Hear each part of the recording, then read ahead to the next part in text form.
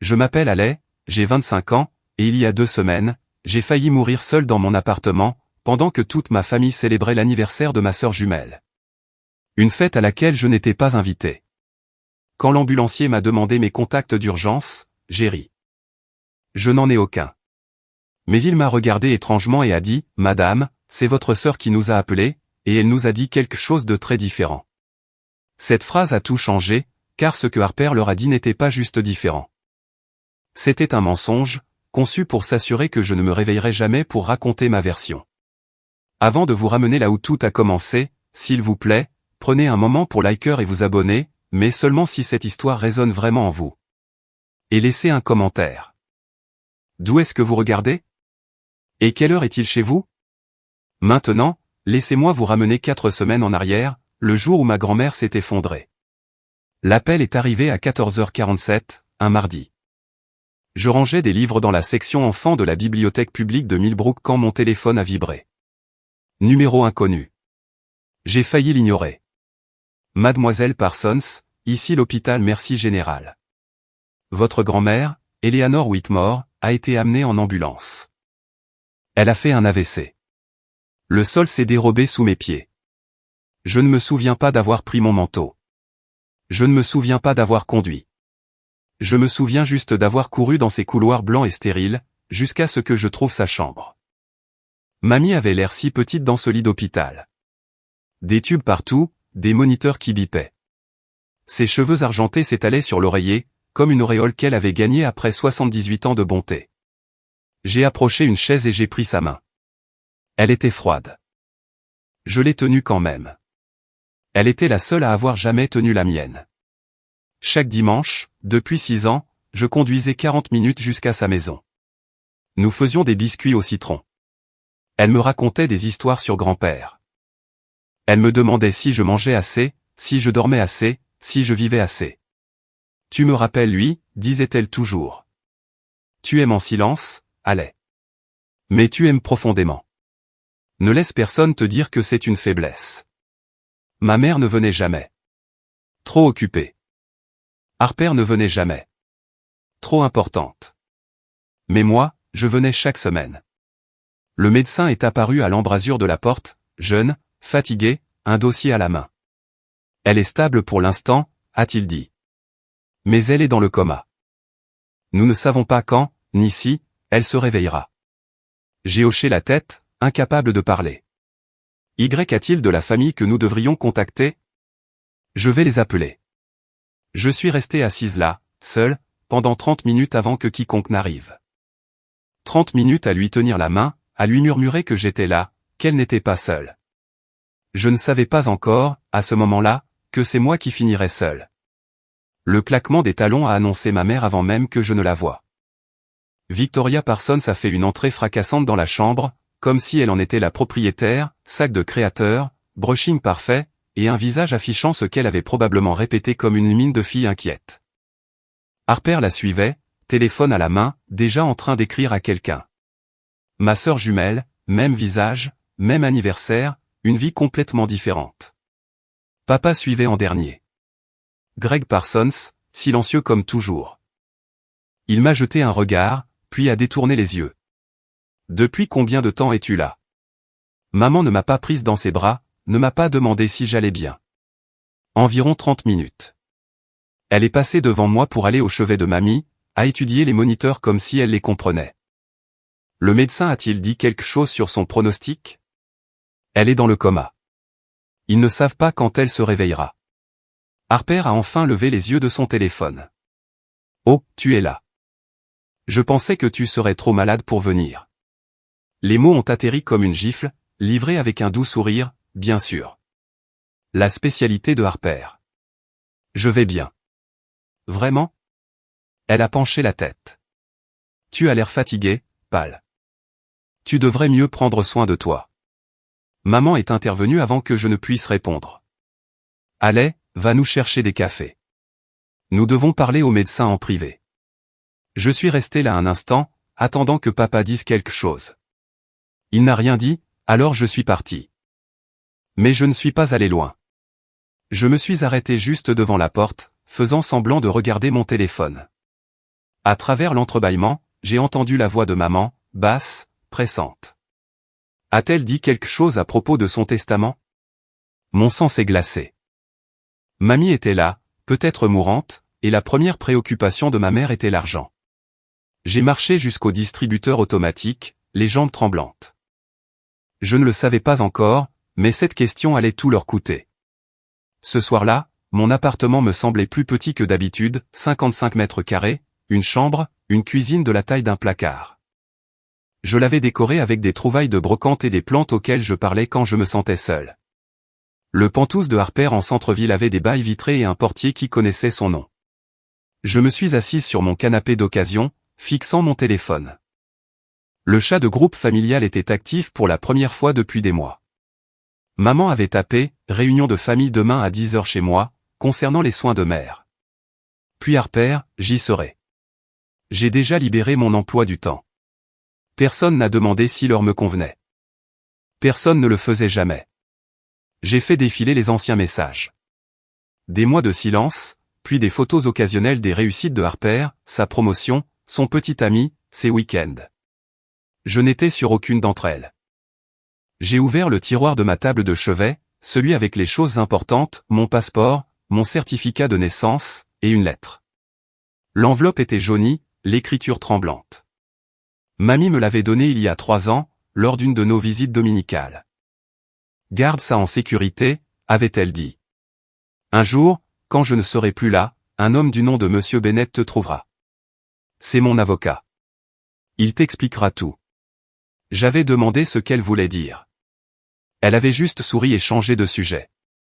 Je n'ai jamais insisté. J'aurais peut-être dû. J'ai relu la lettre maintenant, cherchant des indices. Ma très chère Allais, si tu lis ceci, les choses se sont probablement compliquées. Je veux que tu saches que je te vois. Je t'ai toujours vu, et je me suis assuré que l'on prendra soin de toi, quoi que ta mère essaie de faire. Fais confiance à Monsieur Bennett. Il connaît la vérité. Tout mon amour, mamie. Je l'ai replié soigneusement et l'ai remise à sa place. Qui était M. Bennett? Et quelle vérité mamie cachait-elle? Je suis arrivé chez ma mère à 10 h précises. Le salon était déjà arrangé comme une salle d'audience. Maman dans le fauteuil, son trône. Harper sur le canapé 2 places, jambes croisées, un café à la main. Papa dans le coin, invisible comme toujours. J'ai pris la seule place vide, une chaise de salle à manger en bois que quelqu'un avait traînée là. Inconfortable. Probablement intentionnel. Maintenant que nous sommes tous là, commença maman, nous devons discuter des soins de mère. L'hôpital demande un mandataire médical. Je peux le faire, ai-je dit. Je lui rends visite chaque semaine. Je connais ses médecins, ses médicaments, Ce ne sera pas nécessaire. Le sourire de maman n'atteignait pas ses yeux. Nous avons décidé que Harper sera son mandataire médical. Elle est plus stable. Harper a hoché la tête comme si c'était évident. J'ai un emploi du temps flexible. Et honnêtement, Allais. Tu arrives à peine à prendre soin de toi avec tes allergies. Mes allergies n'ont rien à voir avec. Tu te souviens de Thanksgiving dernier? La voix de Harper dégoulinait d'une fausse inquiétude. Tu as eu une réaction et tu as gâché le dîner. Tout le monde a dû partir plus tôt. J'ai mangé quelque chose qui contenait des fruits à coque sans le savoir. Ce n'était pas. Le fait est, coupa maman, que nous avons besoin de quelqu'un de fiable. C'est décidé. J'ai regardé papa. Il étudiait ses chaussures. Très bien. Le mot avait un goût de cendre. Bien. Maman s'est levée. La réunion est terminée. Ah, et la fête d'anniversaire de Harper est samedi prochain. On fait ça en petit comité. Juste la famille. J'ai attendu. Rien. Harper a croisé mon regard et a eu un petit sourire en coin. Juste un peu. Juste assez. Et mon anniversaire, ai-je demandé. C'est le même jour. Maman a fait un geste de la main. De toute façon, tu n'aimes pas les fêtes. Toute cette nourriture que tu ne peux pas manger. C'est plus simple comme ça. Je suis rentré en silence. 25 ans à être celle qu'on oublie. 25 ans à être la compliquée. J'étais fatigué. Si fatigué. Mais je ne savais pas encore que la fatigue était le moindre de mes problèmes. Le paquet est arrivé vendredi soir. Je préparais le dîner du poulet grillé nature, des légumes vapeur, rien qui ne puisse déclencher une réaction quand on a sonné à la porte. Il n'y avait personne, juste une boîte rose sur mon paillasson, nouée d'un ruban argenté. Je l'ai rentrée, perplexe. J'ai regardé la carte. Joyeux 25 ans, Serette. Désolé d'avoir été distante ces derniers temps. Voici quelque chose de sucré pour toi. Profite de ta journée demain. Harper. Mon premier réflexe a été de la jeter, mais j'ai quand même ouvert la boîte. Des cupcakes, 6 d'entre eux, magnifiquement décorés avec un glaçage à la vanille et des fleurs comestibles. Ils avaient l'air chers, professionnels. L'étiquette indiquait Sweet Beginning Bakery, la pâtisserie sans fruits à coque que j'avais mentionné adorer il y a des années, la seule en qui j'avais confiance. Je les ai fixés longuement. Une partie de moi, la partie logique, hurlait que c'était suspect. Harper ne s'était jamais excusé pour quoi que ce soit. Pourquoi commencer maintenant? Mais une autre partie, celle qui se souvenait encore de nos enfants, avant que tout ne tourne mal, cette partie murmurait, et si elle essayait? Et si le coup de la fête était une idée de maman et que Harper se sentait coupable? Je détestais cette partie de moi. La partie qui voulait encore que ma sœur m'aime. J'ai posé la boîte sur le comptoir, décidant d'y réfléchir cette nuit. Peut-être que je les jetterai le matin. Mais au matin, la solitude a gagné. J'ai reposé les cupcakes, j'ai décidé de les garder pour demain, mon anniversaire, notre anniversaire. Si je ne pouvais pas le fêter en famille, au moins j'aurais un gâteau. J'ai mis la boîte sur mon comptoir de cuisine et je suis retourné à mon dîner ennuyeux et sûr.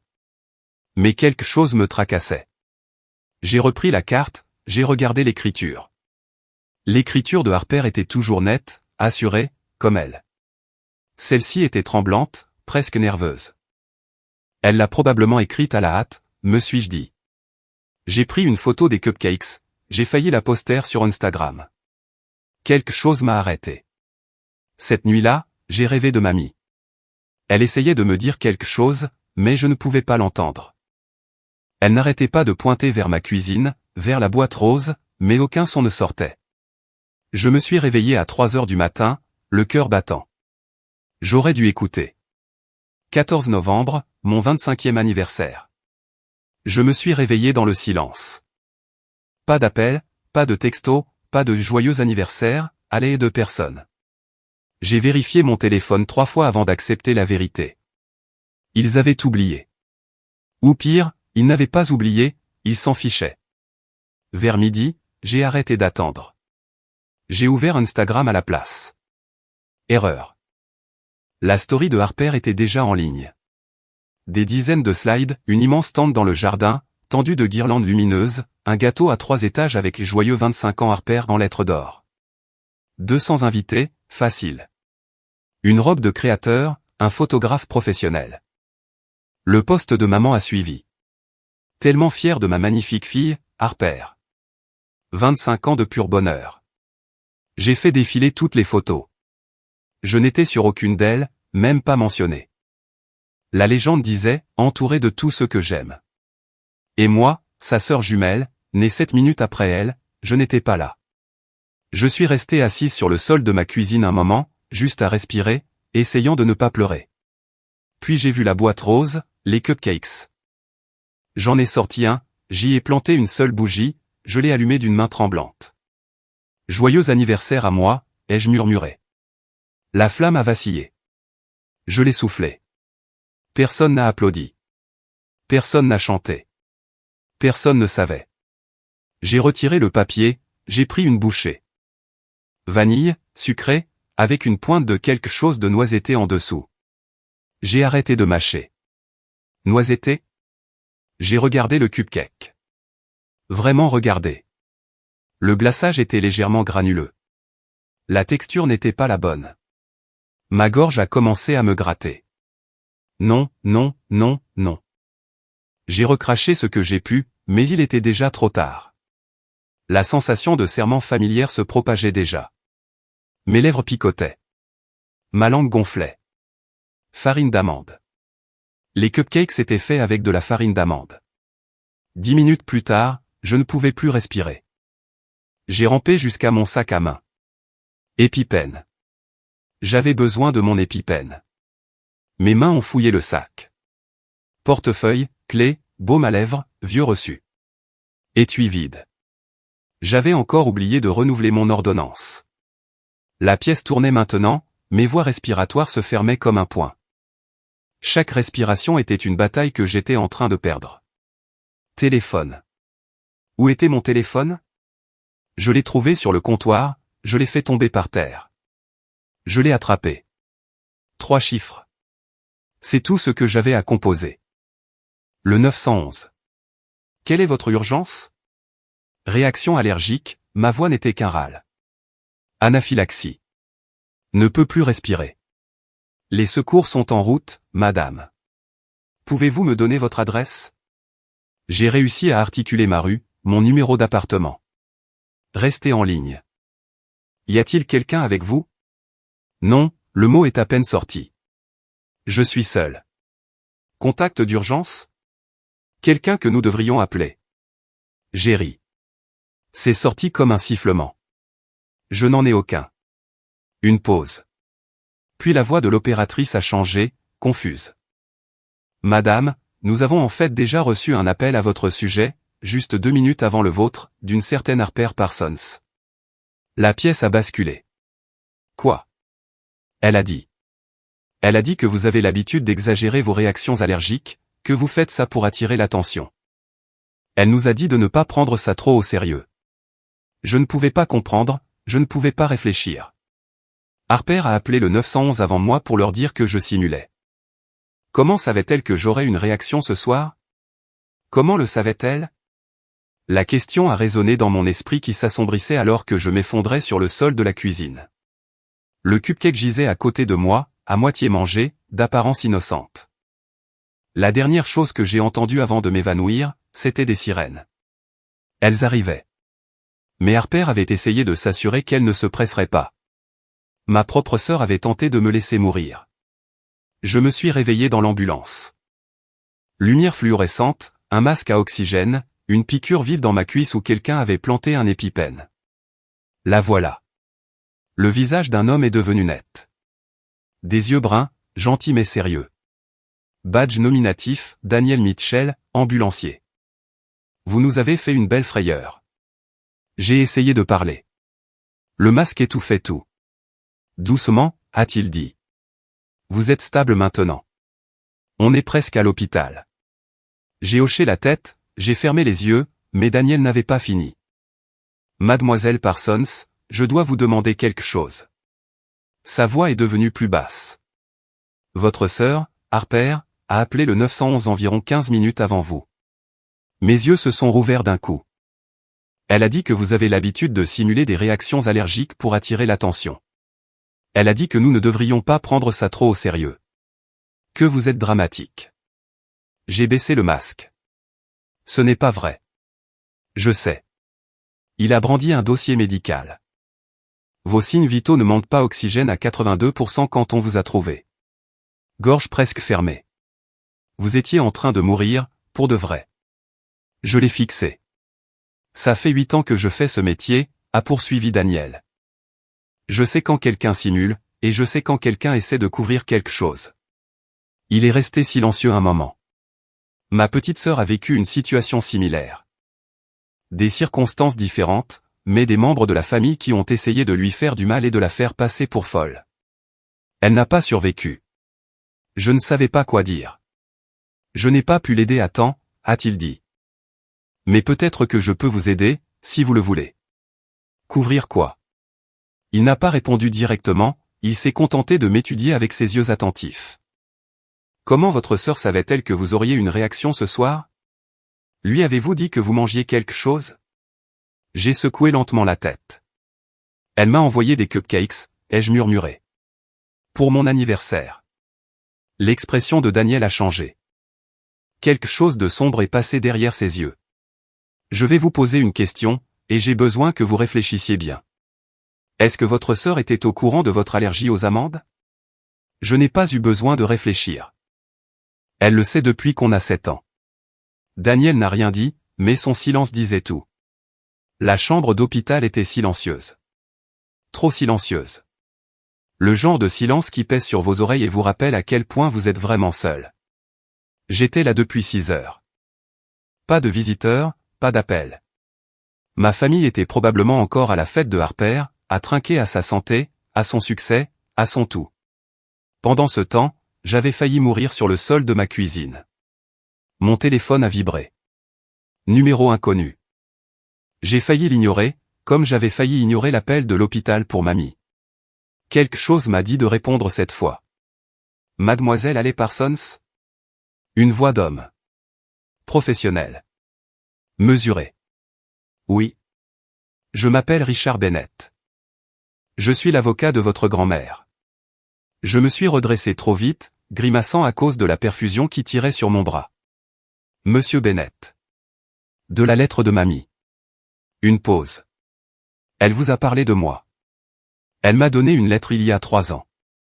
Elle a dit que vous me trouveriez le moment venu. Le moment est venu. Sa voix était douce mais pressante. J'ai appris votre hospitalisation par un contact à Merci Général. Votre grand-mère y est aussi, si je comprends bien. Mademoiselle Parsons, nous devons parler ce soir, si possible. Je ne suis pas vraiment en état de me déplacer. Je viendrai à vous. J'ai quelque chose, un document que votre grand-mère a préparé avant son AVC. Elle m'a demandé de vous le remettre personnellement s'il lui arrivait quelque chose. Il a marqué une pause.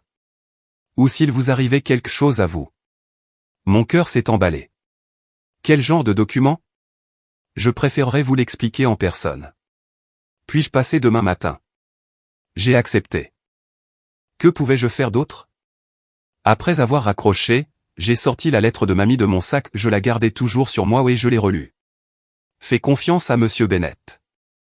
Il connaît la vérité. Demain, j'allais enfin découvrir quelle était cette vérité. Mais cette nuit-là, je suis resté éveillé, à fixer le plafond, me demandant comment ma propre sœur avait pu faire ça et, plus terrifiant encore, ce qu'elle pourrait faire ensuite. Je veux m'arrêter ici un instant. Si vous vous êtes déjà senti invisible dans votre propre famille, si vous avez déjà été celui ou celle qu'on oublie d'inviter, celui ou celle dont on parle au lieu de lui parler, je vous vois. Cette histoire n'est pas terminée. La vérité est sur le point d'éclater d'une manière que Harper n'aurait jamais imaginée. Si cela résonne en vous, cliquez sur le bouton d'abonnement et dites-le moi dans les commentaires. Avez-vous déjà découvert un secret de famille qui a tout changé? Maintenant, retournons à la suite des événements. Harper est arrivée à 9 h le lendemain matin. Elle a fait irruption dans ma chambre avec un bouquet de lys blanc, ironique, puisque ce sont des fleurs funéraires, et les larmes coulant déjà sur son visage. Oh mon Dieu, Haley. Elle s'est précipitée à mon chevet, attrapant ma main. J'étais si inquiète. Quand j'ai appris que tu avais eu une autre réaction, j'ai appelé le 911 immédiatement. Derrière elles sont arrivées maman, papa, et 2 tantes que je reconnaissais à peine. Le spectacle avait commencé. On a eu si peur, a dit maman, en tamponnant des yeux qui n'étaient pas humides. Dieu merci, Harper a pensé à appeler. Tante Patricia, la sœur de maman, a tapoté l'épaule de Harper. Tu es une si bonne sœur, toujours à veiller sur elle. Je les ai regardés, tous. Les visages inquiets, les hochements de tête compatissants. Aucun d'entre eux ne m'avait envoyé de texto pour mon anniversaire. Elle a toujours été dramatique avec ses allergies, a dit maman à l'infirmière qui venait vérifier mes constantes. Depuis qu'elle est enfant. On a essayé de l'aider à gérer, mais... C'est une condition médicale, a dit l'infirmière d'un ton sec. Elle a failli mourir. Maman a fait un geste de la main. Oui, bon, elle va bien maintenant. Harper m'a serré la main. On a essayé de t'inclure à la fête, Haley. J'ai dit à maman que tu devais venir. Mais tu as dit que tu te sentais trop malade, tu te souviens. Je n'avais rien dit, parce que personne ne m'avait invité. Tante Patricia s'est penchée. Ma chérie, tu dois mieux prendre soin de toi. Tu ne peux pas continuer à faire peur à la famille comme ça. J'avais envie de crier, de jeter les fleurs au visage de Harper, de lui demander pourquoi elle avait appelé le 911 pour dire que je simulais avant même que je sache que j'avais besoin d'aide. Mais je ne l'ai pas fait. Pas encore. À la place, j'ai dit, merci à tous d'être venus. Et j'ai vu le sourire de Harper vaciller, juste une seconde, quand elle a réalisé que je n'allais pas jouer son jeu. Ils sont partis au bout d'une heure. Devoir accompli, conscience tranquille. J'ai attendu que le couloir soit vide. Puis j'ai envoyé un texto à Daniel. Il m'avait donné son numéro avant mon admission. Il m'avait dit de le contacter si je me souvenais de quelque chose d'important. Je me suis souvenu de quelque chose. Il est arrivé pendant sa pause déjeuner, encore en uniforme. « Tu as meilleure mine », a-t-il dit en approchant une chaise. « J'ai besoin de te montrer quelque chose. » Je lui ai tendu mon téléphone. La photo que j'avais prise des cupcakes avant de les manger. « Sweet Beginning Bakery », a-t-il lu sur l'étiquette. Un chouette endroit. Ma sœur commande chez eux. Est-ce qu'ils utilisent de la farine d'amande? Non, c'est leur spécialité. C'est une pâtisserie sans fruits à coque. Ma nièce a des allergies. C'est pour ça qu'on y va. Mon estomac s'est noué. Alors ces cupcakes ne venaient pas de Sweet Beginning. L'expression de Daniel s'est durcie. Il a sorti son propre téléphone, a passé un appel. Salut, Martinez. J'ai besoin d'un service. Peux-tu vérifier s'il y a toujours une boîte de cupcakes dans les scellés de l'appel d'hier soir? L'appartement des Parsons. Une pause. Il a hoché la tête. Apporte-la à Merci Général. Et regarde bien l'étiquette. 20 minutes plus tard, Martinez est arrivé avec un sac de preuves. À l'intérieur, il y avait la boîte rose. Daniel a pointé un coin de l'étiquette. Tu vois ça? Les bords se décollent. Il y a une autre étiquette en dessous. Il a mis des gants, a soulevé délicatement le premier autocollant. En dessous, Harvest Moon Bakery, spécialité à la farine d'amande. Quelqu'un a acheté ça dans une boulangerie spécialisée dans les produits à base d'amande, a dit Daniel lentement, puis a mis une fausse étiquette par-dessus. L'étiquette d'une boulangerie sans fruits à coque. Pour que je ne vérifie pas. Pour que je ne me méfie pas. Quelqu'un voulait que je mange ces cupcakes. Quelqu'un qui savait exactement ce qui se passerait. Et ce quelqu'un avait signé la carte avec le nom de ma sœur. Il me fallait des preuves. De vraies preuves. Daniel avait un ami, Marcus, qui travaillait dans l'informatique légale, le genre de type qui récupérait des fichiers supprimés pour des affaires de divorce et de fraude. Il y a peut-être quelque chose, ai-je dit à Marcus au téléphone. Quand on était adolescente, maman a configuré un iCloud familial pour nous surveiller. J'ai été viré quand j'ai déménagé, mais je me souviens encore du mot de passe. Maman ne change jamais rien. Ce n'est pas suffisant comme preuve au tribunal, a dit Marcus. Il faudrait qu'il nous donne les données volontairement ou qu'on obtienne un mandat. Et si j'y ai encore accès? Et si je n'ai jamais été techniquement retiré, juste oublié? Une pause. Si tu peux te connecter avec tes propres identifiants et que les données partagées sont toujours là, ce sont aussi tes données. C'est une zone grise légalement, mais c'est recevable si on documente correctement la chaîne de possession. J'ai essayé l'ancien mot de passe. Ça a marché. L'arrogance de ma mère s'était enfin retournée contre elle. Marcus a dit qu'il allait regarder. Sans promesse. 3 jours ont passé. Je suis sorti de l'hôpital, mais je ne suis pas rentré chez moi. Je ne pouvais pas. Pas dans cet appartement avec ses souvenirs de cupcakes et de mort imminente. À la place, je suis resté dans un motel près de l'autoroute, j'ai payé en liquide, je n'ai rien dit à personne.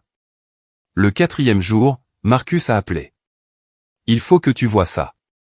J'ai conduit jusqu'à son bureau, une pièce exiguë au-dessus d'un pressing. Il a tourné son ordinateur portable vers moi. Des messages textes, des centaines, entre Harper et maman. J'ai commencé une semaine avant mon anniversaire. Harper, les cupcakes sont prêts. Je me suis assuré qu'ils ont utilisé de la farine d'amande. Maman, bien. Si elle les mange, elle aura une réaction. Elle ne renouvelle jamais son épipène à temps. Mes mains sont devenues engourdies.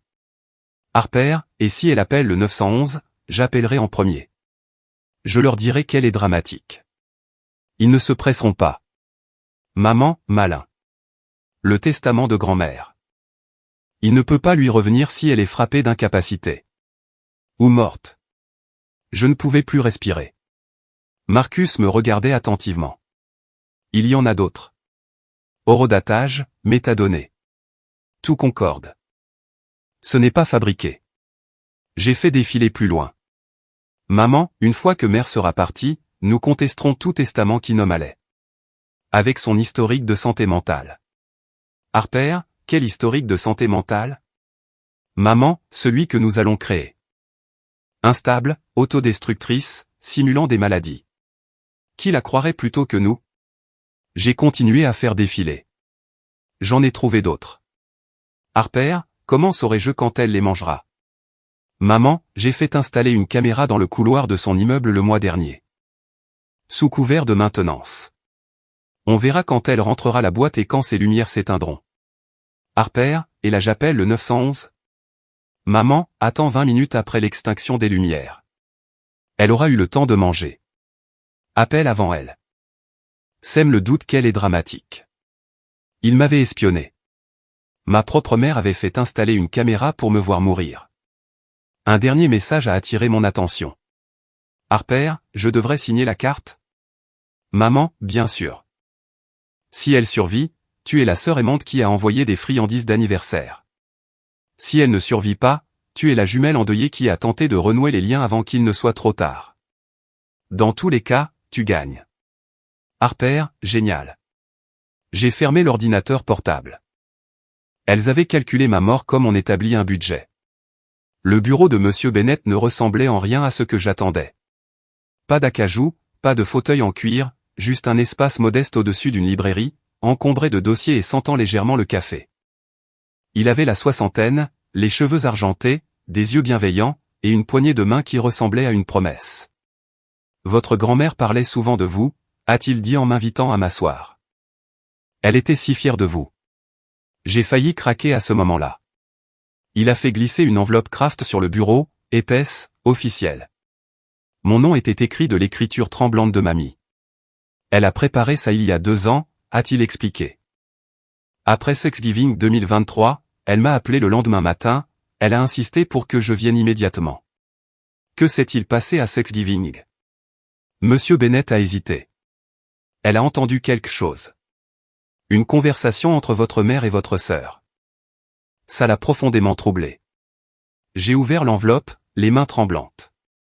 À l'intérieur, un document juridique, dernière volonté et testament d'Eleanor Grace Whitmore. J'ai parcouru les pages. Langage juridique, clause formelle, et puis, je lègue par la présente ma résidence principale au 47 Maple Drive, évaluée à environ 1,2 million d'euros, à ma petite-fille, Alea Parsons. Je lègue en outre mon compte d'épargne, contenant environ 300 000 euros, à Alea Parsons. J'ai levé les yeux. Ça ne peut pas être vrai. C'est vrai. La voix de Monsieur Bennett était ferme. Votre grand-mère a changé son testament après ce Thanksgiving. Elle m'a dit qu'elle avait entendu votre mère dire, une fois qu'elle sera partie, on s'assurera que Haley n'est pas un centime. Elle est faible. Elle ne se battra pas. Ma vision s'est brouillée de larmes. Il y avait une lettre glissée derrière le testament. J'ai reconnu l'écriture de mamie.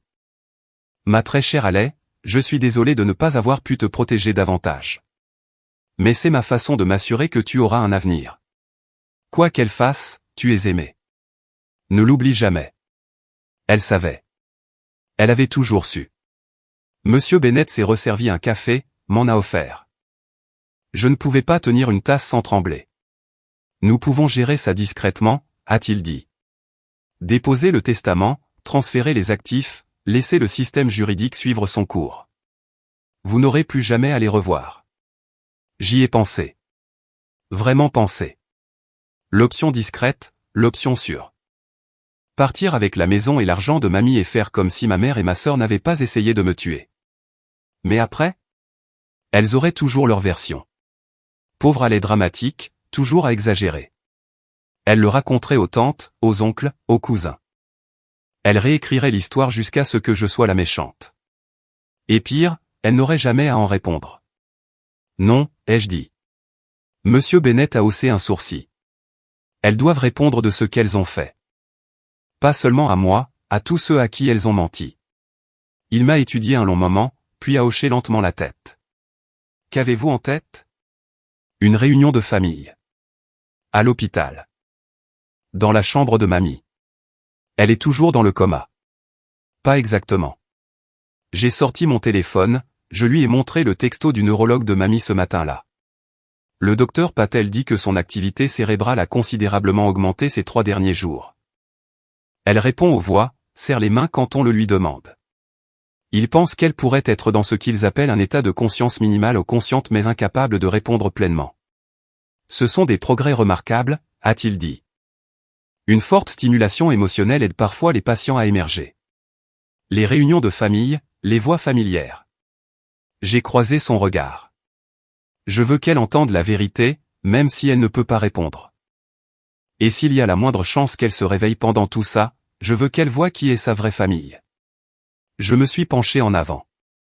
Je veux qu'elle sache que la vérité a été dite, même si elle ne peut pas réagir. Et je veux que tout le monde en soit témoin. Monsieur Bennett a réfléchi. Il faudrait gérer ça avec précaution. Sur les plans juridiques et médical. Pouvez-vous l'organiser? Je peux. Ce soir-là, j'ai appelé Harper. Il y a une réunion de famille à l'hôpital demain, ai-je dit. M. Bennett sera là. C'est à propos du testament de mamie. Silence au bout du fil. Une seconde, 2, puis, très bien. J'y serai. Elle a essayé de paraître désinvolte, mais j'ai entendu le tremblement dans sa voix. Elle ne savait pas ce que j'avais. Elle ne savait pas ce qui allait arriver. La chambre d'hôpital de mamie n'avait jamais semblé aussi petite. 12 personnes entassées à l'intérieur, 3 tantes, 2 oncles, 5 cousins. Papa dans le coin, silencieux comme toujours. Et au centre, maman et Harper, vêtues de noir comme si elles étaient déjà à un enterrement. Mamie gisait, immobile, dans son lit. Les moniteurs émettaient leur rythme régulier, mais plus rapide qu'avant, ai-je remarqué. L'infirmière m'avait dit que ses signes vitaux étaient élevés toute la matinée, comme si elle savait que quelque chose se préparait. Quand je suis entré et que j'ai dit « Je suis là, mamie », sa main a eu une légère secousse, mais je l'ai vue. Elle se battait pour nous revenir. J'ai pris ma place près de la fenêtre, invisible comme d'habitude. C'était bien comme ça. Je ne serai plus invisible pour longtemps. M. Bennett se tenait au pied du lit de mamie, sa mallette en cuir à ses côtés. Maman a parlé la première. Merci à tous d'être venus. Comme vous le savez, l'état de mère est critique. Harper, en tant que mandataire médical, prendra les décisions concernant ses soins à l'avenir. Harper a hoché la tête gravement, l'image parfaite de la petite fille responsable. Nous devrions aussi discuter de sa succession, a continué maman, pour assurer une transition en douceur le moment venu. Oncle Robert, le frère de maman, s'est agité, mal à l'aise. Victoria, Eleanor n'est pas encore partie. Je le sais. Je suis simplement pragmatique. M. Bennett s'est éclairci la gorge. En fait, a-t-il dit, c'est moi qui ai convoqué cette réunion. La pièce est devenue silencieuse. Je suis l'avocat d'Eleanor. Je m'occupe de ses affaires juridiques depuis 23 ans. Il a sorti une épaisse enveloppe de sa mallette. Et il y a eu un développement qui change tout. Le sang-froid de maman s'est fissuré, juste une fêlure capillaire. Quel développement? Votre mère a laissé des instructions spécifiques. Un testament préparé il y a 2 ans avec des conditions explicites sur la manière dont il devait être lu. La voix de Harper était trop enjouée. Nous sommes au courant du testament de mère. Harper et moi en sommes les principales bénéficiaires. Vous êtes au courant d'un testament, a corrigé M. Bennett. Mais pas de celui-ci. La pièce est devenue silencieuse. Pour la première fois de ma vie, je n'étais pas invisible. Tout le monde regardait l'enveloppe dans ses mains. Monsieur Bennett a ouvert l'enveloppe lentement, délibérément. Moi, Eleanor Grace Whitmore, saine d'esprit, révoque par la présente tous les testaments et codicilles antérieurs. Le visage de maman est devenu pâle. Il a continué, je lègue ma résidence principale au 47 Maple Drive à ma petite fille, Alleanne Parsons. Je lègue mon compte d'épargne à Alleanne Parsons. Harper s'est levé d'un bond. C'est impossible. Mademoiselle Parsons, veuillez vous asseoir. C'est une fraude. La voix de Harper s'est brisée. Allez la manipuler. Mamie n'aurait jamais. Le testament a été signé et notarié il y a 2 ans. Le ton de Monsieur Bennett n'a pas faibli. Il a été authentifié par 2 experts indépendants. Il est juridiquement contraignant. J'ai jeté un coup d'œil à papa. Il fixait le testament, le visage blême. Tu savais, a-t-il murmuré. Pas à moi, à maman. Tu m'as dit qu'Eleanor avait changé son testament pour inclure Harper à parts égales. Tu as menti. Les yeux de maman ont lancé des éclairs. Greg, pas maintenant. Toutes ces années, tous ces mensonges. Sa voix s'est brisée. Qu'est-ce que j'ignore d'autre? Maman a retrouvé sa voix. Mère était clairement confuse. Elle avait des moments de démence. Elle a subi une évaluation cognitive un mois avant de signer. Les résultats sont joints. Son esprit était parfaitement sain. Tante Patricia a regardé tour à tour maman et moi. Victoria, tu savais ça? Bien sûr que non. C'est évidemment une sorte d'erreur. Cousin James a pris la parole. Attendez, pourquoi mamie laisserait-elle tout à Haley? Je pensais que Victoria et Harper s'occupaient de ses affaires. Excellente question. Monsieur Bennett a sorti un deuxième document. Votre grand-mère a inclus une lettre expliquant sa décision. Elle a demandé qu'elle soit lue à haute voix à la famille. Non. La voix de maman était tranchante. Ce ne sera pas nécessaire. J'ai bien peur que si. Monsieur Bennett m'a regardé. Mademoiselle Parsons, votre grand-mère voulait que vous décidiez. Tous les yeux de la pièce se sont tournés vers moi. Je me tenais près de la fenêtre, les mains stables pour la première fois depuis des jours. Lisez-la, ai-je dit. Harper a regardé maman. Quelque chose est passé entre elles. Panique, désespoir, culpabilité. Les trois, peut-être. Le sang-froid de maman s'est complètement effondré. M. Bennett, je dois vraiment insister. La lettre, s'il vous plaît, ai-je répété. Et la pièce est tombée dans le silence. Monsieur Bennett a déplié la lettre de mamie. Le papier tremblait légèrement dans ses mains. Thanksgiving 2023 minutes, a-t-il commencé à lire. J'ai entendu ma fille Victoria dire à Harper, une fois que je serai parti, on s'assurera que Haley n'est pas un centime. Elle est faible. Elle ne se battra pas et des murmures de stupeur ont parcouru la pièce. Il a continué, ce jour-là, j'ai su que je devais protéger ma Haley. C'est la seule qui me rend visite parce qu'elle m'aime, pas parce qu'elle veut quelque chose. Maman secouait la tête. Mère était confuse. Elle a mal entendu. Je ne suis pas confuse. La voix de Monsieur Bennett est devenue plus forte, canalisant les mots de mamie. Victoria a passé 30 ans à en vouloir à Haley parce que Haley me rappelle mon mari bien-aimé. Harper a passé sa vie à apprendre la cruauté de sa mère. J'ai regardé. Je suis restée silencieuse. J'ai été lâche. Des larmes coulaient sur mon visage. Mais je ne serai plus silencieuse. Haley mérite mieux que la famille dans laquelle elle est née. Alors je lui donne une chance d'avoir une vraie vie. Je prie pour qu'elle l'utilise bien. M. Bennett a baissé la lettre. Oncle Robert s'est tourné vers maman. Victoria, est-ce que c'est vrai? Bien sûr que non. Mère était sénile. Elle n'était pas sénile. J'ai fait un pas en avant. Et elle n'avait pas tort. Tous les yeux sur moi maintenant. Vous voulez savoir pourquoi mamie vous a déshérité? Parce qu'elle savait de quoi vous êtes capable. J'ai sorti mon téléphone. Et il y a 2 semaines, je l'ai découvert aussi. Le visage de Harper est devenu blanc. Qu'est-ce que c'est? Des messages textes entre toi et maman, planifiant de m'envoyer des cupcakes à la farine d'amande, planifiant d'appeler le 911 avant moi pour leur dire que je simulais. C'est faux, a crié Harper. Ils ont été authentifiés par un expert en informatique légale. Horodatage, métadonnées, tout. La main de tante Patricia a volé à sa bouche. Tu as essayé de tuer ta propre sœur? La pièce a éclaté. C'est le moment où tout bascule. Les textos sont révélés, la famille sait, et Harper et Victoria n'ont plus nulle part où se cacher. Si vous êtes toujours avec moi, si cette histoire vous tient en haleine, laissez un commentaire et dites-moi, pensez-vous qu'elle mérite ce qui leur arrive? Et n'oubliez pas de cliquer sur le bouton j'aime pour que plus de gens puissent voir ça. Maintenant, voyons comment la famille réagit. J'ai lu les textos à voix haute, chaque mot. Les cupcakes sont prêts. Je me suis assuré qu'ils ont utilisé de la farine d'amande. Si elle les mange, elle aura une réaction. Elle ne renouvelle jamais son épipène à temps. Et si elle appelle le 911, j'appellerai en premier. Je leur dirai qu'elle est dramatique.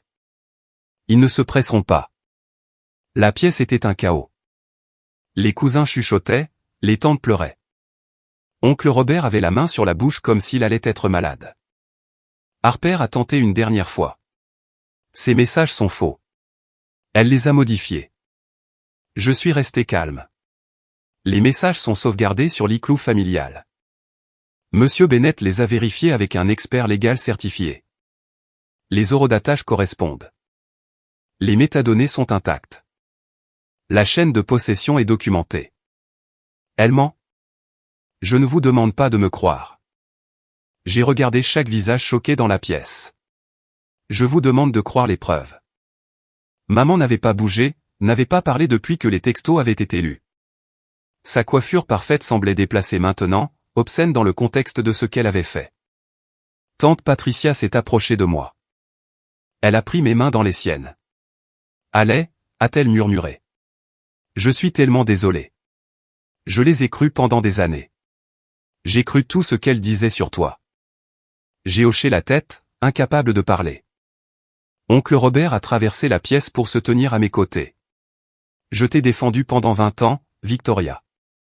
J'ai dit à tout le monde que Haley exagérait. Je t'ai cru. Maman a enfin levé les yeux. Robert, s'il te plaît. Assez. Sa voix s'est brisée.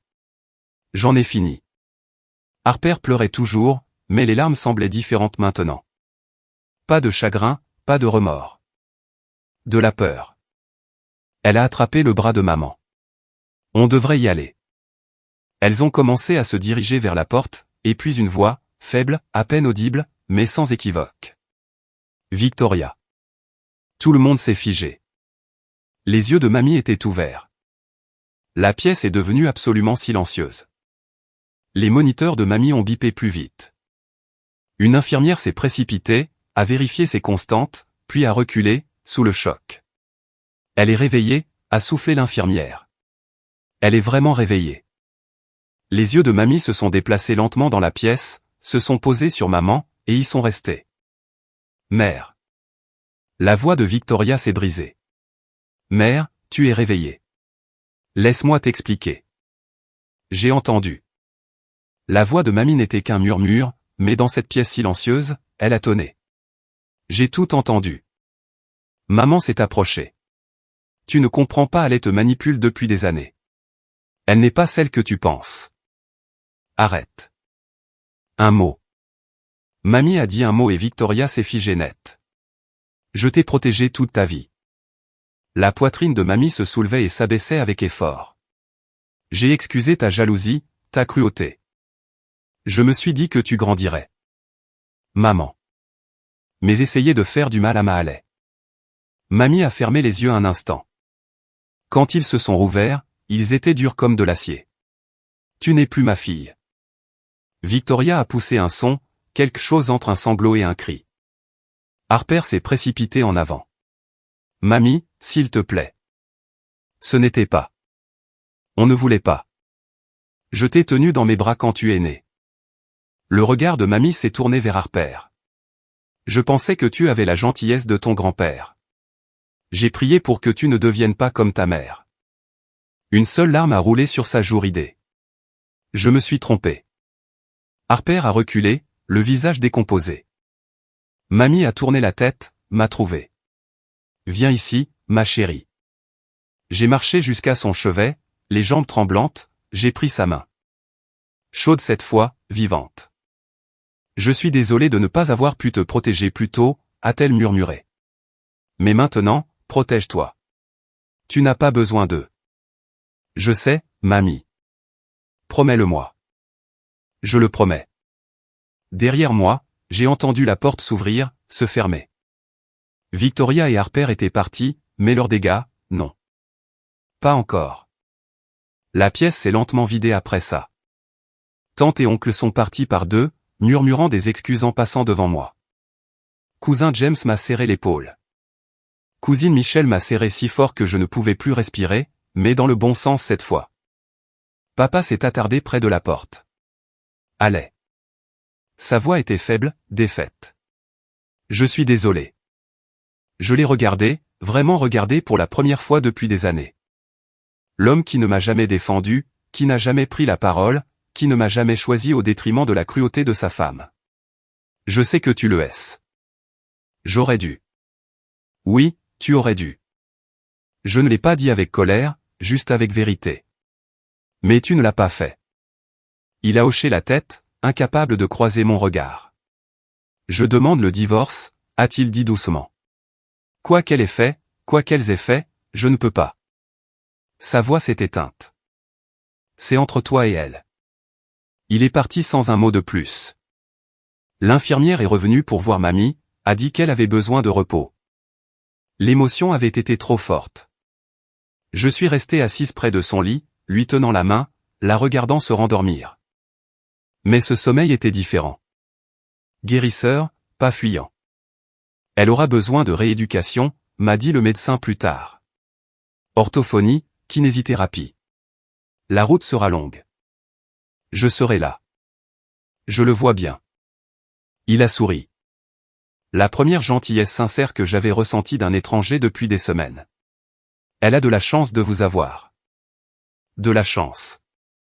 Drôle de mot. Je ne me sentais pas chanceuse. Je me sentais vidée, épuisée, comme si j'avais gravi une montagne pour en trouver une autre qui m'attendait. Mais aussi et c'était nouveau, je me sentais libre. Plus besoin de faire semblant, plus besoin de sourire face à la cruauté, plus besoin d'espérer qu'ils m'aimeraient si seulement j'essayais plus fort. Ils m'avaient montré exactement qui ils étaient. Et pour la première fois de ma vie, je les ai crus. 2 semaines plus tard, les conséquences sont arrivées. L'inspectrice Maria Santos du département de police de Millbrook m'a appelé un mardi. Mademoiselle Parsons, sur la base des preuves que vous avez fournies les messages textes, le rapport d'expertise. Les dossiers médicaux où nous portons plainte contre Harper Parsons pour mise en danger de la vie d'autrui avec intention de causer des lésions corporelles. J'ai serré mon téléphone plus fort. Et ma mère? Victoria Parsons est inculpée de complicité. Elle a aidé à planifier l'attaque et a tenté d'interférer avec les secours. Attaque? C'est ce que c'était. Une attaque par votre propre famille. Que va-t-il se passer maintenant? Elles seront mises en examen la semaine prochaine. Étant donné les preuves, le procureur est confiant que nous obtiendrons des condamnations. Harper risque d'1 à 5 ans. Votre mère, des charges similaires. Je l'ai remercié, j'ai raccroché, et je suis resté assise en silence pendant un long moment. La nouvelle s'est répandue rapidement. L'entreprise de Harper, une prestigieuse agence de marketing en ville, a vu le reportage aux informations locales. Elle a été licenciée dans les 48 heures. La raison officielle était conduite indigne d'un représentant de l'entreprise. La vraie raison, c'est que personne ne voulait d'une meurtrière en formation pour gérer sa marque. Les amis du Country Club de Victoria ont cessé d'appeler. Le conseil d'administration de l'œuvre de charité où elle siégeait a discrètement retiré son nom. Les invitations se sont taries. Les déjeuners ont été annulés avec de vagues excuses. Et papa, le papa silencieux et passif, a demandé le divorce. Il a déménagé dans un hôtel, puis dans un appartement. Puis, lentement, il a commencé à m'appeler. Je n'attends pas de pardon, a-t-il dit lors d'un appel. Je sais que je t'ai laissé tomber. C'est vrai. Je veux juste que tu saches, je le vois maintenant. Ce qu'elles ont fait, ce que je les ai laissées faire. Voir n'est pas la même chose qu'arrêter. Non. Sa voix s'est brisée. Ça ne l'est pas. Je n'ai pas dit que je lui pardonnais. Je n'étais pas sûr de le pouvoir un jour. Mais je n'ai pas raccroché non plus. Un progrès, je suppose. Lent et incertain, comme tout le reste. La première fois que je suis entré dans la maison de mamie en tant que propriétaire, j'ai pleuré. Pas des larmes de tristesse, ni de colère.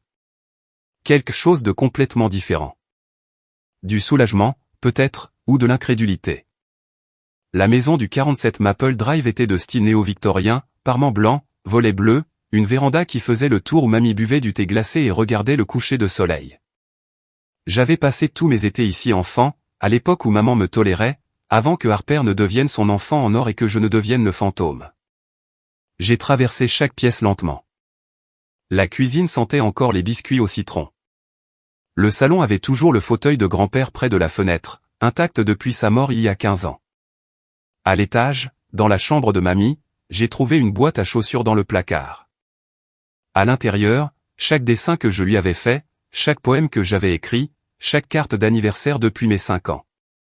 Elle avait tout gardé. Je me suis assise sur son lit et j'ai sangloté jusqu'à ne plus pouvoir respirer. Daniel est passé ce soir-là.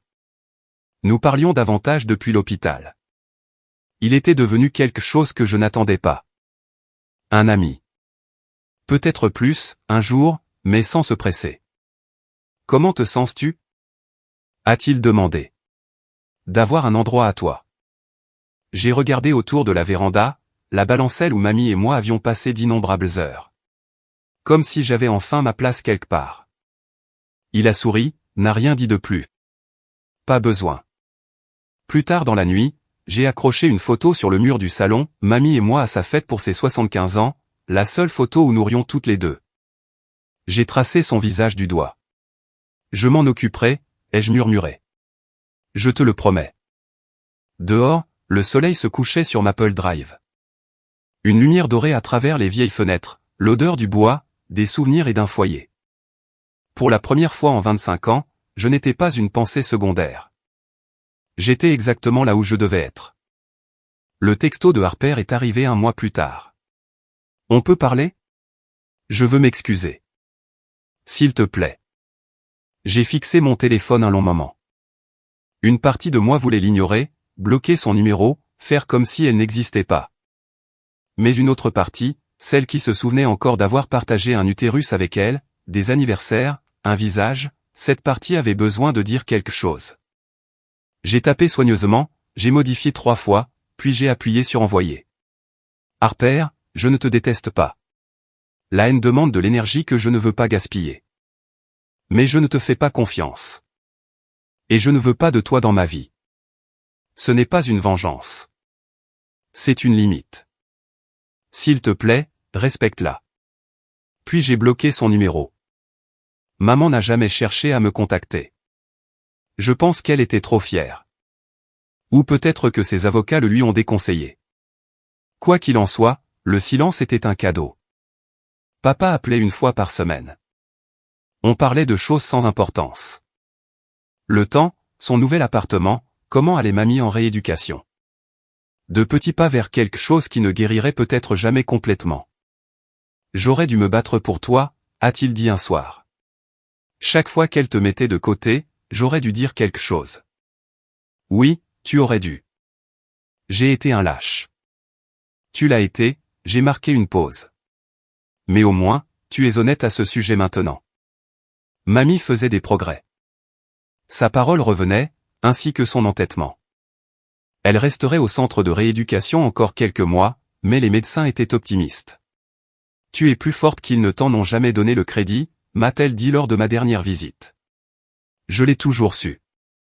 Je l'ai appris de toi. Elle m'a serré la main. Je suis fier de toi, allez.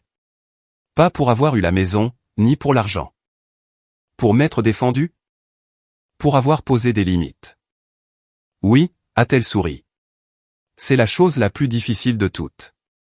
J'étais enfin en train d'apprendre. Je suis assise sur la véranda de la maison de mamie à ma maison, maintenant à regarder le soleil se coucher. Ça fait 3 mois depuis mon anniversaire. 3 mois que j'ai failli mourir seul sur le sol de ma cuisine. 3 mois que j'ai découvert de quoi ma famille était vraiment capable. Le procès de Harper est le mois prochain. Celui de maman, la semaine d'après. Je devrais témoigner. Je ne suis pas impatiente, mais je n'ai pas peur non plus. Mon anniversaire approche à nouveau, 26 ans cette année. J'organise une fête, une petite. Daniel sera là. Quelques amis de la bibliothèque. Tante Patricia et oncle Robert, qui sont devenus étonnamment solidaires. Et bien sûr, mamie. Elle insiste pour venir, avec son déambulateur et tout. Tu ne peux pas me tenir à l'écart, a-t-elle dit. J'ai déjà manqué trop de tes anniversaires. Il n'y aura pas 200 personnes. Il n'y aura pas de photographe professionnel ni de gâteau à 3 étages. Mais tous ceux qui viendront voudront vraiment être là. C'est ça, la différence. mon téléphone vibre. Le nom de Daniel sur l'écran. Salut, je sais que c'est tôt, mais tu veux qu'on aille dîner un de ces jours? En ami ou plus, comme tu te sens le plus à l'aise. Je souris pour la première fois depuis longtemps. Ça ne fait pas mal. Je réponds, un dîner, ça semble parfait. Puis je pose mon téléphone et je regarde la dernière lueur s'estomper sur Maple Drive. Voici ce que j'ai appris. La famille, ce n'est pas seulement le sang. C'est ceux qui sont là quand vous êtes en train de mourir sur le sol de votre cuisine. C'est ceux qui se battent pour vous quand vous ne pouvez pas vous battre vous-même. Et parfois, la meilleure vengeance n'est pas la vengeance du tout. C'est de construire une vie si belle qu'ils en deviennent insignifiants. Je ne suis plus invisible. Je ne suis plus celle qu'on oublie, la compliquée, le fantôme. Je suis à l'aise, et je suis enfin chez moi. Quelques leçons que j'ai tirées de ce parcours, et j'espère que vous les emporterez avec vous. 1. Vos besoins ne sont pas du cinéma. Vos allergies ne sont pas un inconvénient. Quiconque vous fait sentir petite parce que vous vous protégez ne vous protège pas. 2. Les gens qui vous aiment n'oublient pas votre anniversaire. Ils n'ont pas besoin d'une invitation pour se montrer. 3. Parfois la personne la plus silencieuse dans la pièce détient la vérité la plus retentissante. Vous n'avez pas besoin de crier pour être entendu. Vous avez juste besoin de preuves et du courage de parler. Si cette histoire vous a touché, j'adorerais lire vos pensées dans les commentaires. Avez-vous déjà dû poser des limites avec une famille toxique? Avez-vous déjà découvert qui sont vos vrais proches? Et si vous êtes nouveau ici, abonnez-vous. Je poste des histoires comme celle-ci chaque semaine. Il y en a une autre qui vous attend dans la description ci-dessous. Merci d'être là. Merci d'avoir écouté. À la prochaine fois.